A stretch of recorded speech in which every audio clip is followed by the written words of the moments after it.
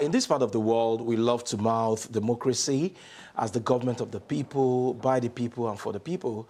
But unfortunately, those that we elect or appoint as government officials often see themselves as superior to those that they are meant to serve, and them giving account of their spending or actions is always a problem for them. But this time around, another election is around the corner. So what should Nigerians or eligible voters do to ensure that these people serve the people that they are meant to serve and, of course, account for their actions and spendings? We'll be having this conversation with Charles Ideho. He's a journalist and communication strategist. It's a pleasure to have you. Thank you, Omar. I appreciate it. Thank you. All right. Talking about governance, accountability, give us your own perception, as to the attitude of those in government, why it is always difficult for them to account for their actions, their spendings, and they feel that they are superior once they get to power, forgetting that they are servants of the people. So why is it always this way? I didn't actually servant of the people. That's debatable. The type of government we run is like a monarchy where the king can do no wrong. And then when such a system has existed for so long, it has endured, it has gone from one generation to the other. It's always difficult for you to change it, because what you met on ground right now, those who are coming in, they are improving upon it, and then they are what they're doing is that they're building skyscrapers of all the bad things you want to look at. So, and then what they have also done, the institutions that are supposed to assist us in ensuring that public officials are accountable, the institutions have become weakened by those who benefit from the weakness of those institutions. I mean, what are they doing? They're promoting themselves. They are increasing the strength of the individuals, and then you have weak institutions and very powerful individuals that are benefiting from the system. So it will be very difficult for us to get to get them to accountable. Yes, it's quite sad. I do not want to be pessimistic that it's too late, because it's all over Africa, apart from a couple of countries. It's all over Africa. What subsists, but it's all over Africa, apart from a couple of countries that they are trying to, bring about semblance for accountability. But in Nigeria, in Ghana, I don't know whether they'll still have accountability over there. But in Nigeria, I just hope it's not too late for us to do anything about it. Okay, Charles, yes. Let's look at, from what you've posited now, it feels like we're all beginning to see accountability as a tall order. But for the elected officers, the elected officials themselves, do they really understand what accountability is? Because if you do not understand, and like the parlance, you cannot give what you do not have. That's it. So do they even understand what being accountable means before going into office? Okay. If you do not understand what being accountable is, how then can you begin to be accountable, even if people do not demand for it? Okay.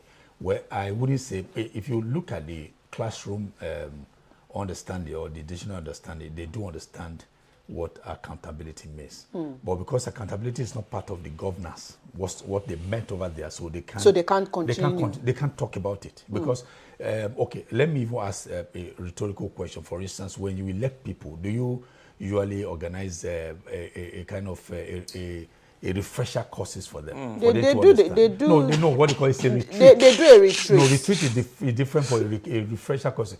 We are broadcasters. You know how often we all go to courses.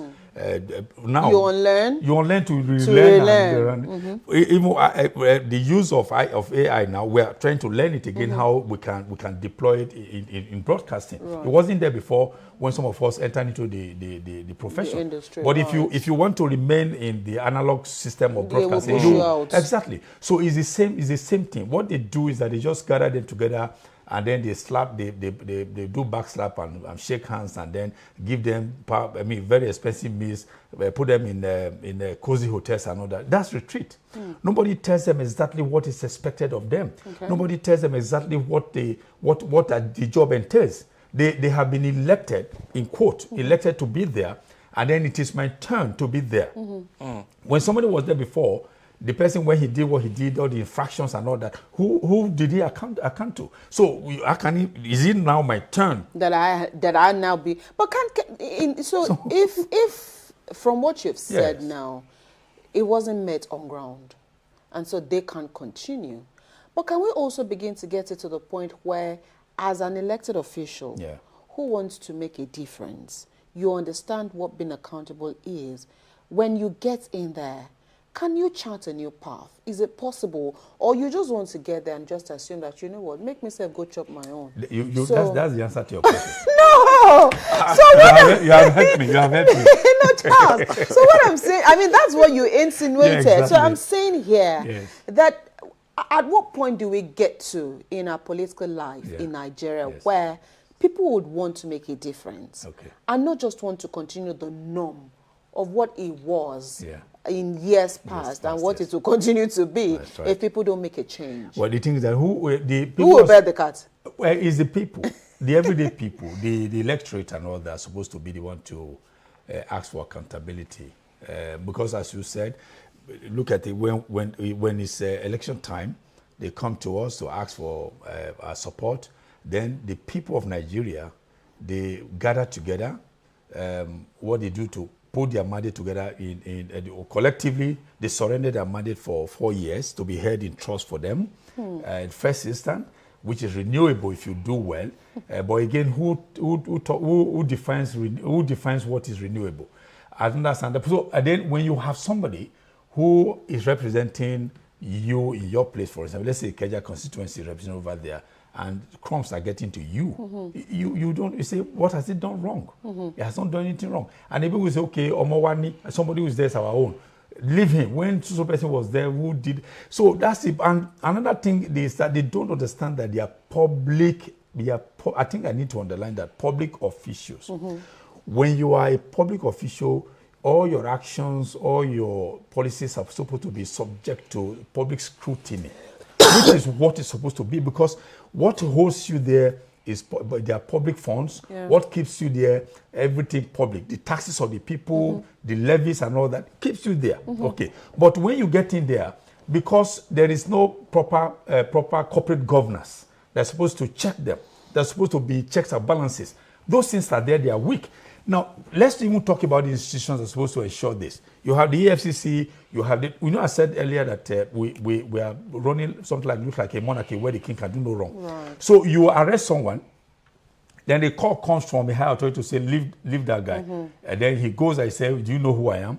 And so it seems like that. How do you ensure accountability? When people over there they will just make a call and then somebody is let off the hook.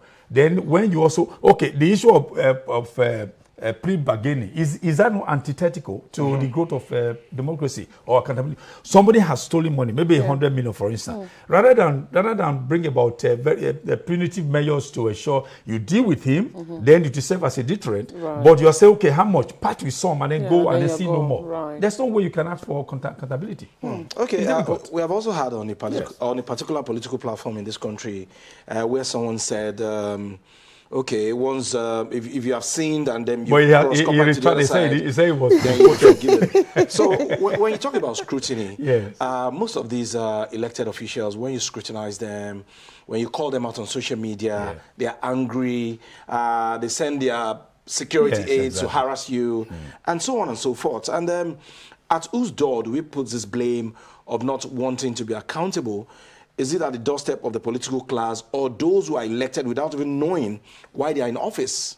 Okay, I think there's a saying that you don't change a winning team. You can also say you don't change a winning structure. So when you have a structure that is funding your pocket, I don't think when you get it, you want to change it. You understand what I'm saying? Now, if you, as you are here, LT right now, there's maybe every month, something about 500K is coming around somewhere. Jibola, you won't change. You would rather improve on it, whether to increase the 500 to around 700. You know, that's the way it is. So when they get in there, They see what people were there before are making, the cars they are in the house. So when they get it there, this is my own time to also make my own. It's about my own. It's national cake where nobody bakes, but it's there. But you go in there, cut your slice and go over. So the people, if you want to change it, is the people of Nigeria, the owners of the mandate. But unfortunately, poverty has been weaponized. That people, you want to do something. When somebody just, people gather together, they want to say, we'll not go agree. Then you give 1 or 2 persons, everybody don't agree. We don't agree. We're going back again to do. So you see, they find a way to divide and rule us. Right. As long as we are promoting extreme ethnic interest, when the Igbo man is there, leave him there. I think when the Hausa man was there, the Fulani, what happened to him? Now is the turn of Yoruba. Let him say. Did you hear what Bayononuga said? Whether I like it or not, Tinubu will do 8 years because it's the turn of Yoruba. So when you have this turn by turn, it's going to be difficult because the people were supposed to ensure that they are there. Among Yoruba said, no, leave him. When he was there, he has to do his 8 years. So somebody wants him to do the 8 years. Is this the one you want to say is will be accountable to you? So it's difficult. But whether you are Yoruba, Igbo, or Hausa, yes, we're all bearing the brunt. Wait, but again, do they know that? Do they know they're bearing the brunt? That's the thing. If you are able to do something, you get to the market, you are able to buy a dedicated of rice, go home, you eat for that day, you live for the day. Forget about that's the way we are living. I mean, it is saddening. That's not how it's supposed to be. But the people who the owners of the mandate don't even know how powerful, how valuable the mandate is. That's the people. The people. Okay. They're supposed to say, no, we put in there. Yeah. We put you in there. If what you are doing is not representative enough, what we need to, we are going to recall you. Can it also be? You can't recall anybody. Can it also be because the people, like you said earlier, because of the level of poverty? Yeah, it will be weaponized, exactly. Yes, and the level of greed as well in the land, that the people are also being subdued and not exercising their rights properly. But if we keep basing our premise on that and think that because that's where we are at the moment, are we ever going to leave where we are at the moment? If truly the people keep demanding, we want accountability, we want the elected officials to be more accountable to the people, and yet we are not demanding the right way. So you've identified poverty, greed, as major gaps. The impunity is also impunity there. Impunity as major gaps. Also. Where is the place of corruption in this? Okay. Because we can also see that is also why it looks like issues around accountability. Because if you look at what you mentioned earlier, the plea bargaining thing is also part of it. If you're not, being punished for your wrongdoing, then you will go back again. All people will do it. Yes, or other people will say, but then exactly. he did it. So why are you making me an example? So if the people must begin to exercise their rights and asking for for elected officials to be more accountable, who's going to start opening the eyes of the people? I wish I knew, because I manage a radio station in Lagos. I also have an additional responsibility to be on air almost every week morning to analyze newspapers and all that. Sometimes I get disturbed by the responses of the callers. Right. You can always feel who this, you can feel, okay, when somebody talks, okay, this one is for, you can know exactly the interest and all that. So if you have such a microcosm of the whole society divided along ethnic lines, along religious lines, along regional lines, along political lines, then how can you put everybody together and re-roll them to understand what they should do to demand accountability for those people who are there? Somebody say, no, leave it to when it was. I don't want to talk about Obi at all. Don't even go there. Don't even go. Sometimes they speak daggers. And we have to, just cut them off. To say, no, you can't do this. So it's a whole lot of things. You see, the thing is that reorientation is what we need. But how do you reorientate somebody who is hungry, who look for something to eat? You will say, is that one now, that one chop? Yeah, so this is where stomach infrastructure will always come in. And as I said, we become weakened by what happens. And let me say, I don't know if this might shock you. I have to talk to some people because I also follow politicians as a political. I call myself a politician in training. Actually, a politician in training. So I also follow them. thing that even people will say, look, what the regime we are in now is that Jibola will say, I'm just using it as an example. Right. Jibola will say, once I get in there, I'm able to, whatever is coming to me, my family, my son, my wife and all that, maybe buy one car for your wife and all that, then the rest of us can go to hell. That's where we are. And if you have the privilege to be close to somebody who is there, and something is getting to you, the rest of us can go to hell. That's where we are now. Everybody is just for myself. For myself. Let me just look for how to hang in there. The corridor, veranda of government, wherever. Just look for, just get somebody who is close to somebody who is close to somebody and get something. That's all. That's where we are now. Okay. So if we keep cutting this national cake, is it not going to get exhausted one No, day? That's one. He's too big. It's too big. It will last 100 years. Secondly, yes. What is wrong with this generation of leaders or politicians that we have? We had the likes of Jack Ondé, Obafemi Awolowo, Bolage in this country, and all they wanted was service, a better Nigeria, impacting the people. But reverse is the case now. Yeah. So we cannot continue on this particular journey.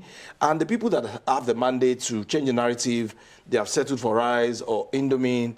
So how long shall we continue to be on this path of underdevelopment, of not accounting for actions, and monies that are public? How long shall we continue? It might be a very long time. Because you know why? We are not training leaders in this country.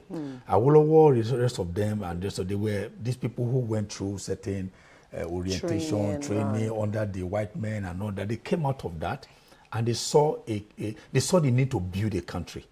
Country was, they saw a need to build a country, and they started building. Even in the 1979, and so I benefited from because I was in Bend that I was a small boy, and I benefited from free education.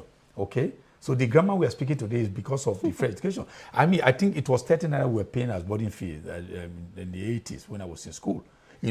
But you see all these people. But there's been a gap. There's been a gap between that time and this time. And then when the military came to intervene, they also destroyed the very fabric of the society that look up to people that they saw as their God. No, but today, okay, if you among the military, is this Babangida you're going to be looked up to? Babangida that brought a lot of so many things. Zia Abacha, that is so. Who are you going to be looking up to as a gap? So those people, they also came. They came in with impunity. So the people who they handed over to in 1979. They tried certain things and saw that nobody was punishing them, and then they went haywire. When Buhari came in, his body language was going to work when everybody was very careful and all that. But when the system swallowed him, he got swallowed, and then all of us also, okay, you could do what you could do, and then you were not punished. So everybody's getting away with impunity, and that's why we are here. Because even the policeman who want to arrest you will get over the how much you get, how much they say you stole so much, how much is for the boys. You give money for the boys let free. You go. That's the way it is. Yeah. So Charles, as much as we again this morning are talking about the system because we're all Nigerians. When issues like this to come up, a lot of people will say, oh, the media should also be there to enlighten. The media should be there to also call out government and ensure that they are accountable. Not forgetting that, those of us in the media are also humans and we're part of the system. So is it right or is it appropriate that everybody feels that the media has the biggest role in making government officials really accountable? Or do we need to start getting the facts that, media has its own role. The people also have their own role, so it's shared responsibility. That's right. The media stands on a tripod. The tripod of information, which we are doing now, tripod of education, tripod of entertainment. Outside this, then you can't get the media, because the media cannot operate outside its jurisdiction. That's on the one hand. On the other hand, you also look at the ownership structure of the media. Now, the ownership plays a whole lot of important role. Yeah. Who owns the media that is going to be talking about? Is it the politician who is bankrolling the media? then then you want to start talking about the politician who owns the media. Is it the businessman who has done something? Maybe it's a bank owner who has done something. You want to talk about it. The man is bankrolling the media. So the ownership in those days when during the military, why were Nigeria able to fight the military? It was the ownership. You have people like Delegiwa. You have people like even this man who is Bayo Ononuga. These were people who knew what it was because they were not answerable to anybody. Right. But today, almost all the media is LTV that is government owned. I don't know how much people can do here to also hold government accountable. I don't know. Because how much can you hold the government of Lagos State accountable apart from promoting what government is doing and all that? Right. So that's also ownership again. We have to look at the ownership. Plays a huge role. Ownership plays a huge role.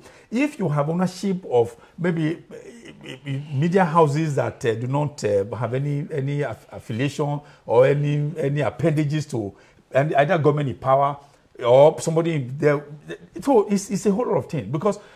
They say you don't bite the finger that feeds you. So if somebody is feeding you, are biting the person, then how will the person continue to feed you? How will you stay in business? Okay, so if the political class are not accounting for their actions and of course some of their spendings, I don't know. Can we look up to the traditional institution? No, we can't go there. Institutions, or they have also compromised. They've also compromised. Don't go there at all because even times they were in the past, not even distant past, that Goodluck Jonathan wanted a renewal of his mandate, and it was going on. We saw all of them were using his their staff of office to pray for him. Have you not heard of even took some to Jerusalem? Oh, cool. And they anointed him. Good. Have you not heard of somebody who is also of the pulpit, whose private jet was also used? You want us to remember some of the stories? Is that not somebody else? So the thing is that what we need to do is, I like what we are doing today, sensitizing the people, and I'm also, I pity the generation coming after us because they are not even interested at all. They are not interested in what is happening. They're not even patient. They are not interested. We have disappointed them. They've disappointed themselves. There's no future for anything. So all they want to do is that. But we were also disappointed. No, and yet we are patient. Maybe you grew up in the 90s. It was still a bit better. I grew up in the 80s and the 90s. It was still a bit better because I witnessed the voting of Abiola 1993 and all that. I just finished diploma in Unilag or something. So you see, it was we're not gone mad at that time. But now, those who are here now, this Gen Z, they call them, they be disappointed. They look everywhere. They can't find role model anymore at all. So that's why I say I actually pity them. Ours is still okay because, as I said, we still had a lot of things we got hold of on at that time. So where are we going in this? Is it that there's no solution? There's a solution, but the solution is far-fetched. Far-fetched because we need to close rank, the religious rank, the regional ranks, whatever, all at the ethnic rank, we need to close them. If Nigeria can begin to think as one, and that's where we now begin to see, okay, we are on the road to recovery. But the way it is now, people are pursuing extreme interest. Is going to be difficult for us to even get to ask the people to be accountable to us. It's very, very, very difficult. As I said, I don't want to douse anybody's hope.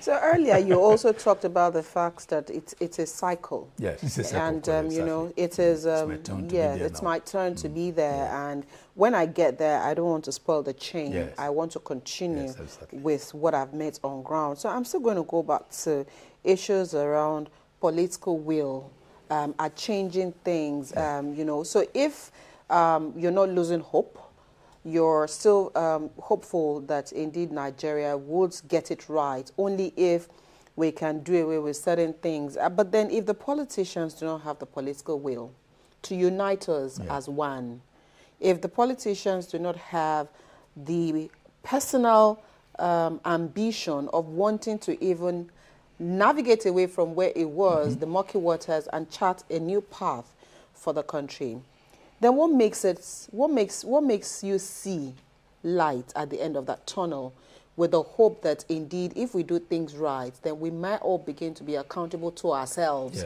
as individuals before even demanding accountability from those in government? Well, I think a very potent tool that we can use to begin to put ourselves back on the railroad is the tool of patriotism. No, if the leaders are patriotic towards Nigeria, they say, okay, Nigeria interests should be overriding ahead. I think we might have a semblance of the good things that may happen. Okay. But the leaders you have, you talked about uniting us. The politicians don't want us united. If we're united, oh, no, they don't want to, because imagine if we're all united. Igbo is not Igbo, Hausa is not Hausa, Edo is not Edo. All of us are Nigerians, and then all they are doing, everybody will just say, okay, we don't want, and then everybody will file behind each other, you know, removing all the cloaks of Hausa and the rest of them, and I think like Nigeria, they won't last there beyond 2027. Yeah. But the politicians would not want us united because it serves their purpose to have us divided and disunited so that they can go over there to say, okay, did you know that this boy, because he's Igbo, this man because he's Igbo, that's why he's because he's Yoruba now that he wants your brother out of that place. What happens? So the man is against my ethnic interest. So they don't want us united. Right. But again, as I said, if for instance the economy is working and then people the policies of government they have human face and all that, people will work, they will go over there and vote because their business are working. Nobody is going to be asking for who's going to give you anything and all that. But where poverty is in the land, most people don't even know when the next meal will come. School fees increasing on maybe termly basis. Right now, I don't even know how many people they go to school. They think they had what we have. I'm sure you know how much you are paying for your kids in school and all that. As I said, 30 naira was what was paying the boarding fees for when we were in school. Those the 30 naira. You know, so you look at all this together. It's an admixture of hope and despair. Okay, so as hopeless as the situation is, what role can the National Orientation Agency of Nigeria play in all of this situation that you have found ourselves, especially for the Gen Z generation, like rightly pointed out the other time, who are not even interested in governance or what is happening to the country? And the anti-corruption drive of government, is it potent enough? Because, you know, I've seen some examples. Look at the case of former governor of Kogi State, Yaya Bello. Yaya Bello is everywhere, acting like nothing is the other day, it was included in a committee to do something here and then in APC. And we say we are fighting corruption. Yeah, we are fighting corruption. Are we not? Okay. Rhetorical question. So, what should the National Orientation be doing at this particular time? Because another election is coming. Yeah. Well, Isa Onilu that is there right now is certainly doing his best to bring out messages every time, asking us to think Nigeria, and all that. But it's more than thinking Nigeria. There's not much that National Orientation can do to change the narrative. Why I'm saying so is that until we get, I told you we are running like a monarchical kind of government, where the king will do no wrong. The King Council can't be questioned. That's where we are. Now, even if you look at APC today, the INEC has not officially declared campaign. But are you not seeing billboards here and there? Billboard of campaign. So who is telling them to stop? That's also thing. So the very moment, another thing is that let's remove the power to appoint from the president and the governors. The president should not be the one appointing the INEC chairman. Let's start from there. We can have a collegiate kind of leadership. Maybe we can bring NUJ, NBA, ICANN together to say, okay, can we be the one, maybe like an electoral college, to choose, and then the national assembly will just ratify and all that. If the president is not answerable to the president, knowing that his renewal lies on the power of the president, then he will, so he knows that he cannot. The IG should not be appointed by the president. The Custom General should not be appointed by the president. All these directors, executive offices not be appointed by the government, or even governor, like Attorney General of the Federation, should not, the Accountant General of the Federation also be appointed by the President. Then the chief judges of the various states across the country should not also be appointed by the governors. So if you take all this power of appointing all these, offices and all that from the presidency and the I'm sure they will know that the INEC can tell the president, can face the president and say, no, you did this wrong. It's not the time for you to start campaigning because we are not officially declared it. Okay. Then they can have their way. But somebody said he sent a name to National Assembly. I want this person there. In an election, it's going to be part of. How do you think it's going to work? So it's also part of the conversation for us to be saying, how do we get out of this quagmire? Right. It's part of it, yes. Right. Yeah. So as we look at, of course, we have an election coming up. And, part of all the things that you've said, sometimes we can as well just say, well, let's just close this show and go home.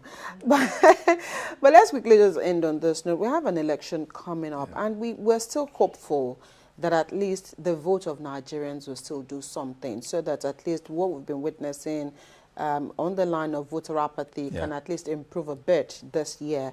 So if we look at, demanding for more accountability, asking for more accountability on the part of elected officials, are there pertinent questions that Nigerians should be asking prelude the upcoming election? Again, I don't think we are ready for the power to be given to the people.